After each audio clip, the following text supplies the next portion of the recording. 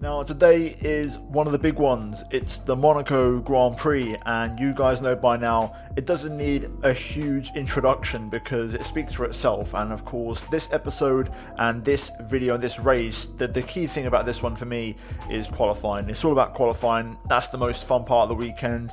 That part when you leave it all on the line in qualifying is where Monaco's really satisfying. The race is a bit more of like a procession. It can be a bit boring, but qualifying is exciting and I can't wait. But guys, really quickly, if you missed the previous episode for the Spanish Grand Prix, I'll leave that linked up here, so go check that out. And if you're new to the channel, leave a like on this episode. It really helps me out, guys. You've been smashing the support so far, and let's try and keep that going. So let's try and hit 1,200 likes on this episode and subscribe for more, guys. We are very close now to 60,000 subs. Like, it could happen over the next 3 to 5 days, maybe even a week, but we're getting close. We just recently hit 59,000, so any new help would be massively appreciated. And yeah, let's get the Monaco Grand Prix underway. Now, as always, we kick off the weekend with the weather forecast, and you can see in the race there is a chance of rain towards the end, so that could be pretty interesting as we then delve into the R&D progression chart. You can see no big upgrades except for Mercedes, who bring the biggest upgrade package this weekend. We've only got a minor one on the car this weekend, and just kind of keeping the gap really to the two teams behind us, and still a bit of a gap to make up to Renault, McLaren and AlphaTauri in the midfield. Hopefully we'll try and get closer today. We did have an upgrade for the aerodynamics, of course, which did fail, so we'll try and throw that on later on in the episode. We've also got a major chassis upgrade on the way, and we're going to try and add some more as well at the end of the episode. So fingers crossed, if all goes well, we should have 3 upgrades on the car for the next episode, so stay tuned for that. But nonetheless, we jump into practice here at Monaco, and as I mentioned at the intro, it's all about qualifying, baby. And this track, low fuel, is really good fun, and it's one of those circuits where, you know, it's all down to the driver. Now in qualifying, obviously we're going to be on soft tyres and whatnot. In practice I was using mediums, but even still, it's good to get an idea as to where the limits are, and you know, using a slower tyre always makes you realise, okay, there's more in the car once I put the soft tyres in. So if you can get the car feeling good on mediums, you're going to 99% of the time feel good on the soft tyre. So yeah, you can see that after practice we actually lost quite a bit of acclaim for some reason, not sure why, even though we scored a decent chunk of R&D points. But nonetheless, waffling aside, here we go then. Saturday, Monaco Q1 session, and of course you guys know that AI aren't the strongest around here. That's no surprise at this stage. It's been the case now for a little while, but here we are on my first time lap. Now this was my banker, of course, and I wanted to set a decent opener, making our way now through the final couple of corners, and we're going to try and see if we can get a good lap time up on the board early on as we keep the car nice and tight to the right hand side. We go P5, and behind Ricciardo and Perez, ahead of Kvyat and Russell. And in general, it seemed like we were safe, but I went for a cool down lap. I then went for another push lap on the exact same, you know, fuel and tyres. Just basically had a cool lap in between. And you can see it here, we're currently P7, but this time we're a lot quicker. I make a big mistake into Raskas. I throw away a couple of tenths. We was on for pole position actually in P1, but then that mistake cost me about 0.2 of a second, and we finished P2. So just behind Hamilton, about a tenth off. So had I not locked up massively into Raskas, I probably would have been a lot closer. Later on in qualifying, other drivers would have gone to improve. A couple of glitch lap times in there as well, so don't read into it too much. But crucially, George Russell gets into Q2. He finishes in P15 and progresses just by the skin of his teeth ahead of Romain Grosjean there by 1,000th of a second, which is pretty insane. We now move to Q2 though, and again, we're probably going to start the race on these tyres, so it's important to make sure we nurse them a little bit on the out lap and the in lap. But this was my best lap in Q2, so you can see there through turn 1, 4th gear, carrying the speed through the apex, up the hill towards the Casino Square, of course, just making sure you pick up a late apex and then open up the right of Casino Square, down the hill towards Mirabeau, 1st gear corner, of course, here again, but we run it in a bit hot, make a bit of an error there, and lose, I'd say about a tenth, maybe a tenth and a half, not ideal, but I definitely did lose a chunk of time, because you kind of cut back and get a strong exit as a result of running deep into the corner. So yeah. Now in the meantime, we've gone through the kind of twisty section after the Fairmont hairpin, or the Lowe's hairpin, now approaching the Nouvelle chicane out of the tunnel. We're going to brake down to 3rd gear in my preference, keeping a nice stable car, good balance and good minimum of speed. Then quickly back on the throttle as we then throw the car into to back, the best corner on the track for me, and now the swimming pool complex, left right, followed up by the right left, and now into Raskas again, this time not making the same mistake as last time. Bit of a lock up, but nowhere near it. as Messi. And then the final corner, completely missed my apex, but DRS wide open, keeping the car nice and tight to the right. And we go P1, even with those errors and a bit of a scruffy lap overall. So a strong lap from us, and that will be more than enough to see us comfortably into Q3. Unfortunately, George Russell is out in P15 as we finish in P2 in the Q2 session, nearly 2/10 off the fastest lap, and we're looking in pretty good shape. The big surprise of Verstappen out in P13, the championship leader, eliminated in Q2, so that's going to be interesting. Of course, around here you can't overtake, so we'll see how that pans out in the race. So we're now moving to Q3, and we've got plenty of soft tyres to use, of course, and we're currently on my first time lap, fresh set again, making our way for the final corner, DRS wide open, running up to the line, and the first lap is going to be 1 minute 8.4, so my best lap of the weekend so far. P1 in Q3 when it matters, and ahead of both Mercedes. But now we're going to go on board for a full lap of Monaco, and what was my best lap of qualifying, will it be enough for pole? We're about to find out. Let's go for a lap around the Principality.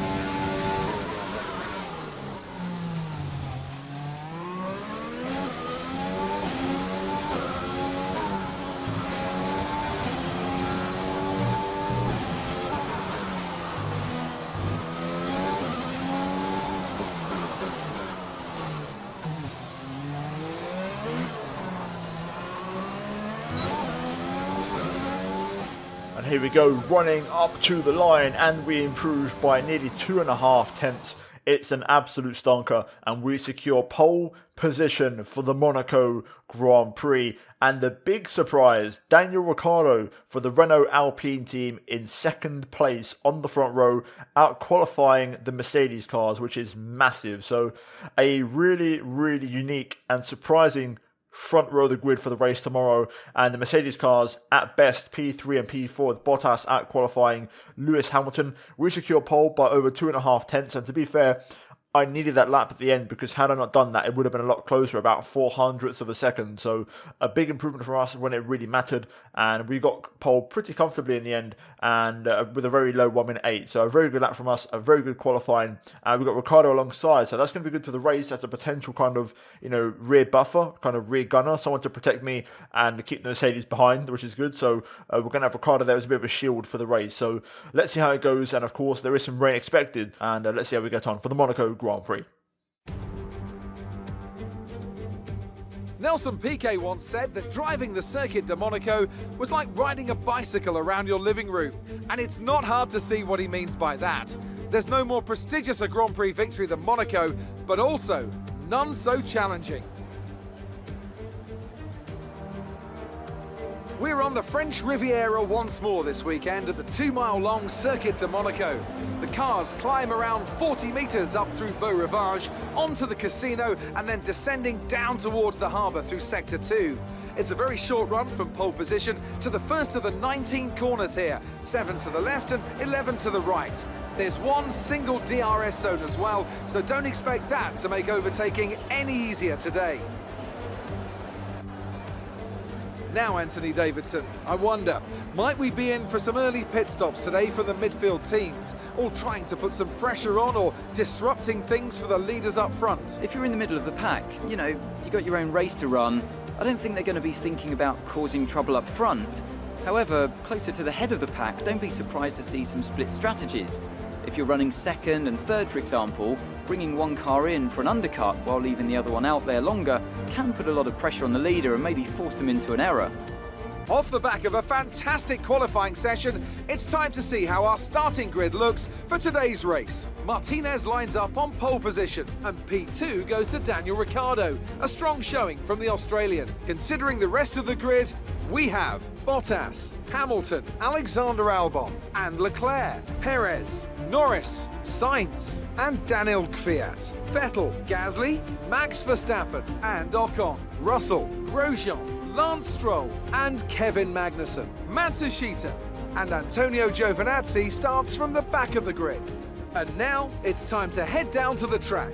It's time, guys, for the Monaco Grand Prix, and we start from pole position. Of course, as you can see ahead of us, no rivals, clear track, with the exception, of course, of the red safety car. And the target is simple: try and get a good start and a good launch into the first corner. Now, I will admit, it's probably not going to be the last time we see the red safety car ahead of us, because I'm 95% sure we'll get a safety car, because we seem to get one every single race at the moment. So, yeah, I'm going to kind of bear that in mind in terms of the strategy. So, speaking of which, we're going to, of course, start on the soft compound tyres. Now, the game says to go for the hard compound tyre. I might see how I go, because there is rain expected later on. So, I might stop a lap earlier, who knows, or I might actually go for the medium. You know, I might stretch the soft tyres out 1 or 2 more laps, go for the medium. It all depends when that bit of rain arrives at the end. If it arrives earlier, it could kind of throw our plans off a little bit. We could see some intermediate action at the end of the race. In terms of fuel, I've underfueled by 1.5 laps to make it very easy for me to save fuel. We're going to be nice and light and nice and competitive.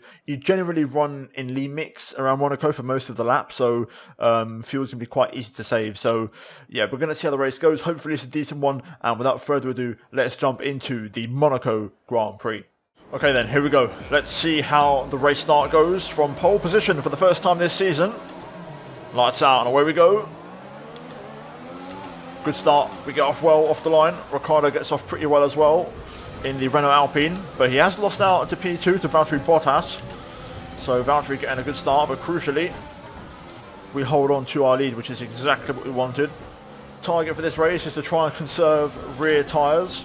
We know about the engine wear. You can see on the bottom right, the indicator is kind of going a bit yellowish now, and a bit orange actually, a bit more amber colour. So yeah, we'll see how that goes. But for now, good start to the race, and we're going to see if we can try and open up a gap here and try and pull away from the cars behind. So yeah, so far looks like we've already got a good gap. Ricciardo's actually re-overtaken Bottas, so that's surprising. You don't usually see that at Monaco, but Ricciardo currently back up to P2, which is good news for us. He's going to give us a bit of a buffer, you know, unless his qualifying pace transfers into the race. We'll see how that goes. But for now, we're looking pretty decent. Let's see if we can try and pull out of the DRS range, of course, early on. That's going to be the plan here.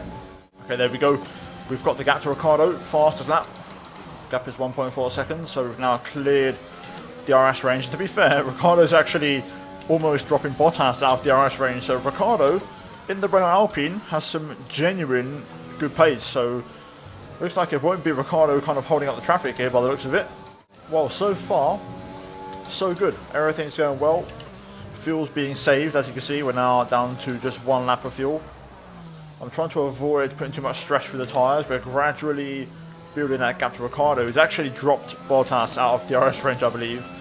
Engine-wise, you can see we've got 65% still on the control electronics, so we're not struggling too bad for engine wear, hence why Monaco is a good track to use a worn engine. And yeah, we're nearly a third of the way through, so, or actually a quarter of the way through, my bad, because it's nearly 40 laps this race, so yeah, we're ticking over, things are going well, let's keep it going. Okay, this was our scheduled pit stop lap, but I'm going to go at least one more. I've done a good job of managing the tyres and keeping the rears alive, so we're going to go for one more. I feel like an undercut isn't a threat from Ricciardo, because he'll probably drop into traffic, you know, to those guys in the medium tyre. So yeah, looks like he's staying out anyway, so we're going to go for a couple more laps anyways. We'll go for one more. Tyres are starting to go now. You can see in the bottom right we've got the tyre wear indicator, which means we've got tyres over 60%. Ricciardo pits, as does Hamilton. Bottas stays out for one more, so we'll pit this lap for the mediums, I think. Ricciardo, yeah, Ricciardo mediums, Hamilton medium, so a bit different, we'll go medium for sure. Right, here we go, then we're going to pit this lap. It's getting a bit overcast, so there could be a bit of dodgy weather on the way, maybe some clouds for a little while. I've got medium selected. These tyres have absolutely gone now, they've hit the cliff, so we're going to pit. We're going to go for the mediums. We shouldn't get held because we've got the last pit box. Bottas will join us in pit lane. And you can see what I meant about being stuck behind the guys in mediums. You can see Vettel and Gasly there, a bit of a roadblock. They're going to be holding up all the faster guys behind, so away we go. Good stop, 2.3. I hopefully have done enough here to rejoin in the race lead. Here we go. There we go, lovely. We've done it. That was a very strong first stint. We've done enough, and we went long enough as well by a couple of extra laps to prolong the stint and also rejoin in the race lead. So perfect. Let's quickly ask for a weather forecast. Looks like rain is inbound, and we're expecting it in around 5 minutes. 5 minutes till the rain. Okay, wow. So that is a lot earlier than expected. So we might get rain very early on here. So let's see. I'm not going to push on these just yet in case this is a bit of a false alarm. So we'll just, you know, run at our own pace. We're going to be quicker than Vettel anyway, just by running at a standard pace. So let's see if we can extend our lead even more. I'm on an absolute flyer here. Not completely all out, but I want to extend my fastest lap so that I secure the extra point. I want to make sure I get the fastest lap in this race. And we've used up most of the ERS here. This is going to be a strong lap from us. Into a low 10 probably. There we go. Just a bit more fuel as well. Just to go a bit more into the deep negative, because if it rains early, then we're going to save a lot of fuel anyway, so there's no need to fuel save anymore. Looks like we're even quicker on this lap. About a tenth up. Going to use the rest of the ERS here across the line we go. And that should do it. That's the best we've got in terms of pace. As we approach half race distance, gap to Vettel now 10.5. We've done a good job. And we are well in control of this race. Now we're just going to wait for the rain to arrive. And also, I'm still expecting a safety car this race, so you never know. Let's see what happens. I think it's starting to rain. Yeah, there we go. A little speckle of water on the camera. I can't see any drizzle or water effects on the car, but it looks like the rain is starting. So I'm going to just burn a bit more fuel here, because it's going to be very easy to save fuel on the inters. So there we go. We've pretty much reached the halfway point of the race, and the rain has arrived earlier, which doesn't surprise me. It happens quite a lot in this game. The rain arrives earlier than what it says on the weather prediction. So right, Inter's already selected, I'm ready to go, so whenever the time is right, we'll make the switch and change onto the green tyre. I'm a little bit concerned, you know, Russell's in P5, starting on mediums. I hope he goes long, but I think he's going to pit for the hard tyre, and if he does, if he just waited a few more laps, he could have gone for the Inter, but of course the AI have no brain cells, and there you go. George is in the pits. George in the pits. There was a great chance there for George to get P2 quite easily if he just stays out, but AI just lack common sense, and unfortunately he's going to drop way down the order now. This rain's taken a while to arrive though. The track is still very much dry conditions. There's a lot of grip still left on these. Check your MFD for a new strategy option. Ooh, okay, here we go. Okay, never mind, it's not for the Inters yet. Got that confirmed. So we're still on a dry track with dry tyres. That rain is not really affecting the track conditions that much, to be honest. I'm just being a little bit cautious with my driving. So yeah, we're still waiting. The longer this goes, obviously, the better, because that means we could just stop one more time for the Inters, and that's it. We haven't got to stop again. Okay, now the track is starting to go a little bit. We got very close to hitting the wall there at turn 1, so it looks like track conditions are starting to now finally get a bit worse.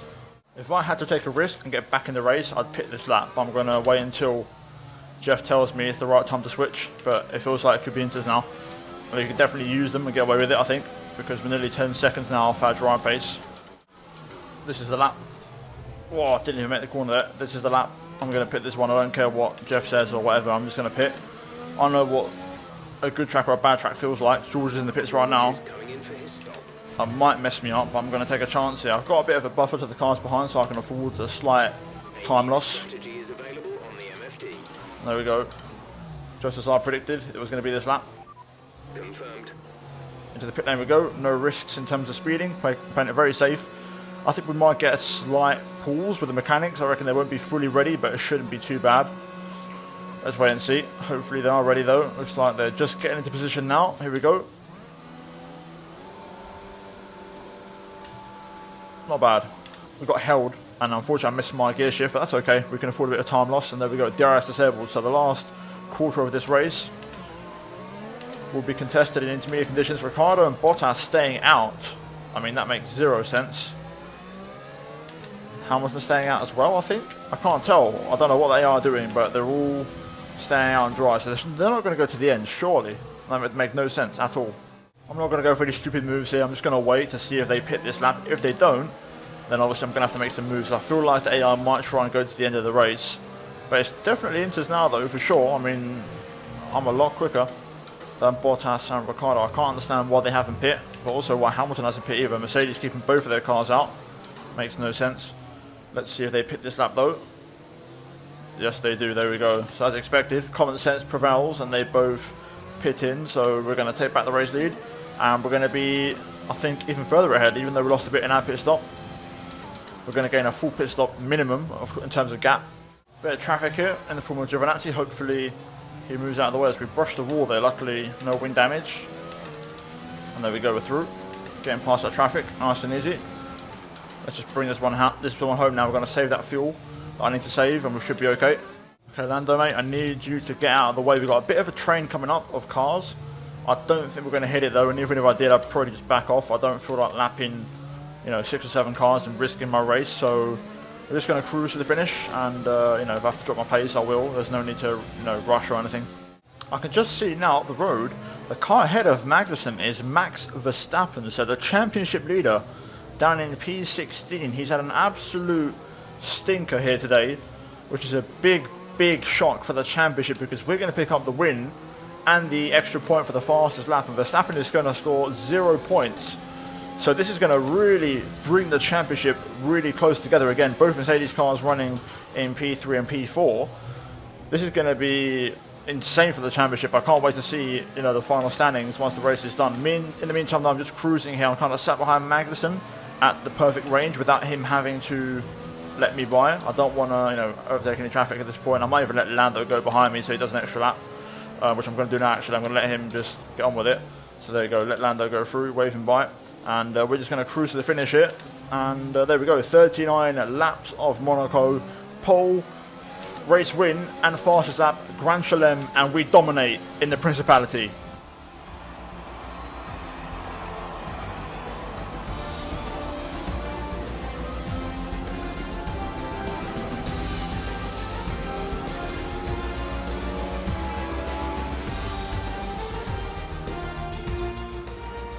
That's it then for another nail-biting Monaco Grand Prix.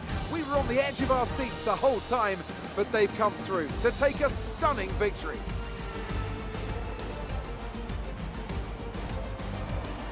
What do you think it was, Ant, that gave them the edge over the competition today? It's a heroic effort for any driver to race in conditions like these, and seeing them fight their way to the front was very special indeed. They were able to find all the grip, all the good lines, and have the confidence to get on the power to top it all off. That's what pushed them into first place here today. Oh, here they are now. I always love seeing the independent teams do well. Williams have a long and storied history with F1, and I'm delighted to see them on the top step of the podium.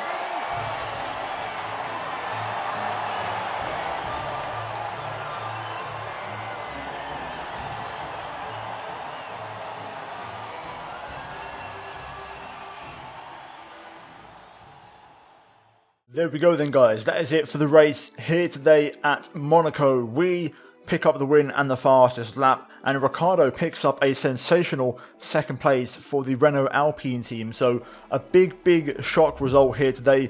Williams first, Renault Alpine second, and Bottas the first of the Mercedes in P3 rounding up the podium. Hamilton misses out on the top 3 along with Leclerc, Albon, Vettel, Gasly, Ocon, and then Sergio Perez rounds out the top 10. Russell just misses out on the points in P11, unfortunately for us as a team, and then also along with him missing out is Kvyat, Sainz, Grosjean, Verstappen, Stroll, Norris, Magnussen, and Giovinazzi and Matsushita. So no retirement here today, which is quite surprising, and no safety car. We look at the standings and we are up to third place. Verstappen's gap has been cut down considerably.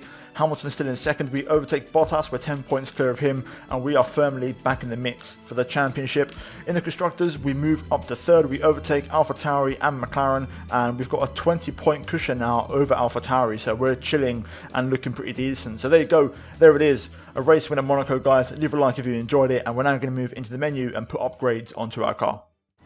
Well, looks like your luck has changed. Things went a lot better than last weekend, didn't they? Yeah, they did actually, but to be fair, last weekend was pretty good as well. We've had a good run of races lately, and the team's been working hard. We've been trying to, get the upgrades in the car, trying to close the gap, and it all seems to be working quite well. It's safe to say you're smashing everyone's expectations, isn't it?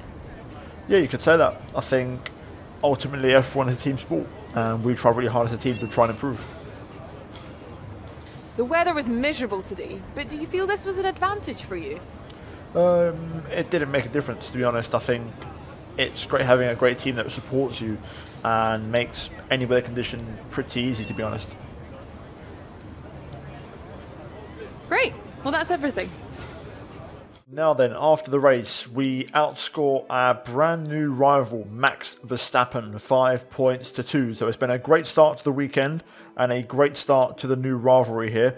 We then look at the acclaim and we recover what we lost mainly in practice, which was quite surprising. So once again, taking a step in the right direction as we close into level 13. Okay, so we're back in the main menu. We have 1,788 R&D points, pretty much 1,800.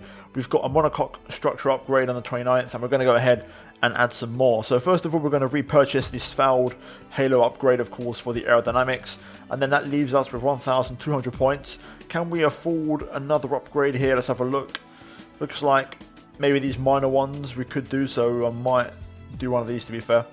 I'll start off with the rear end of the car, so we'll go with that one first, and then we'll add on some front downforce after. So that's going to leave us with a double aero upgrade, along with an already existing chassis one, which should get us pretty close to Renault in terms of the performance chart. So yeah, it's looking pretty decent. We're now going to skip ahead, and we're going to see if these upgrades arrive.